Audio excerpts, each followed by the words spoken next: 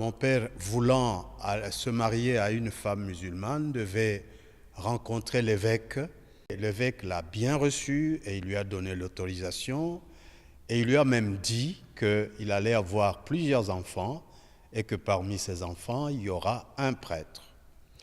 Alors, mon père nous racontait cette histoire chaque fois que nous étions réunis les soirs.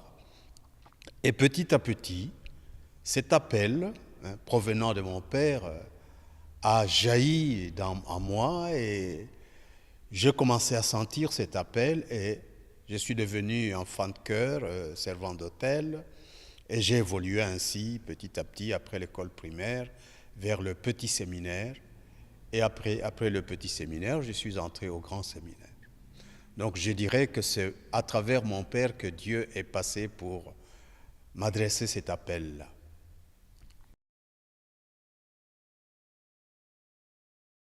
Ça a été le moment le plus agréable de notre existence parce que je trouve qu'on faisait beaucoup de sport. On aimait bien jouer au football. On faisait des promenades, on faisait des pique-niques, on sortait, on partait, on passait toute une journée. Et c'était très beau, très beau. Ça m'a marqué profondément.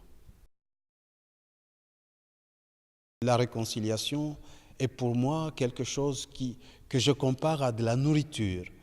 Plus je me confie à Dieu, plus je reçois les forces nécessaires pour accomplir mon ministère avec confiance.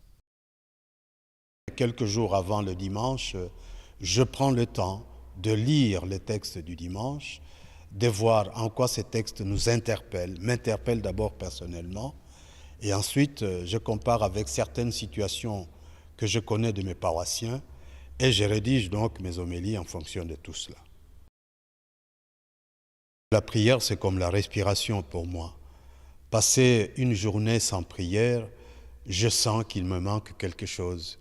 Il faut que Dieu soit présent à chaque instant de ma vie, chaque jour. J'ai été accueilli alors qu'on m'avait présenté les Bosserons, les habitants de cette région, comme des habitants assez réservés. Moi, je n'ai pas constaté cette réserve, j'ai été tout de suite adopté. Ça fait véritablement ma joie. Les difficultés, c'est que nous avons affaire à une société qui s'éloigne un petit peu de Dieu dans l'ensemble, même s'il y a des lieux préférés où les gens affluent beaucoup, comme Lourdes, comme Thésée, mais nos paroisses se vident un petit peu, ça c'est la difficulté, et en particulier les jeunes. Les jeunes s'éloignent un petit peu de nos églises.